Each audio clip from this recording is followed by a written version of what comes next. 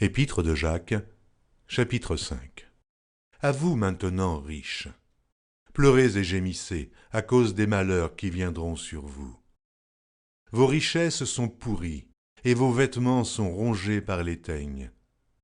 Votre or et votre argent sont rouillés, et leur rouille s'élèvera en témoignage contre vous, et dévorera vos chairs comme un feu.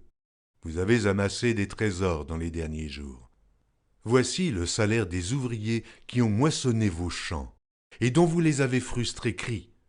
Et les cris des moissonneurs sont parvenus jusqu'aux oreilles du Seigneur des armées. Vous avez vécu sur la terre dans les voluptés et dans les délices. Vous avez rassasié vos cœurs au jour du carnage. Vous avez condamné, vous avez tué le juste qui ne vous a pas résisté.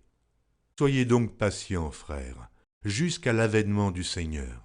Voici, le laboureur attend le précieux fruit de la terre, prenant patience à son égard, jusqu'à ce qu'il ait reçu les pluies de la première et de l'arrière-saison. Vous aussi, soyez patients, affermissez vos cœurs, car l'avènement du Seigneur est proche. Ne vous plaignez pas les uns des autres, frères, afin que vous ne soyez pas jugés. Voici, le juge est à la porte. Prenez, mes frères, pour modèle de souffrance et de patience, les prophètes qui ont parlé au nom du Seigneur. Voici, nous disons, bienheureux ceux qui ont souffert patiemment. Vous avez entendu parler de la patience de Job, et vous avez vu la fin que le Seigneur lui accorda, car le Seigneur est plein de miséricorde et de compassion.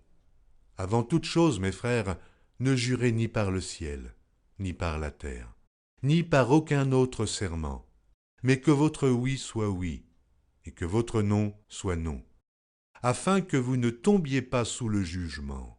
Quelqu'un parmi vous est-il dans la souffrance? Qu'il prie. Quelqu'un est-il dans la joie? Quelqu'un parmi vous est-il malade?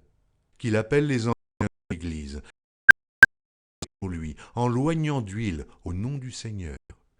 La prière de la foi sauvera le malade. Le Seigneur le relèvera, et s'il a commis des péchés, il lui sera pardonné. Confessez donc vos péchés les uns aux autres, priez les uns pour les autres, afin que vous soyez guéris. La prière fervente du juste a une grande efficacité. Qui était un homme de la même nature que nous. Il pria avec instance pour qu'il ne plût point, et il ne tomba point de pluie sur la terre pendant 3 ans et 1 mois. Puis il pria de nouveau, et le ciel donna la pluie, et la terre produisit son fruit. Frères, si quelqu'un parmi vous s'est égaré loin de la vérité, et qu'un autre l'y ramène, qu'il sache que celui qui ramènera un pécheur de la voie où il s'est égaré sauvera une âme de la mort, et couvera une multitude de péchés.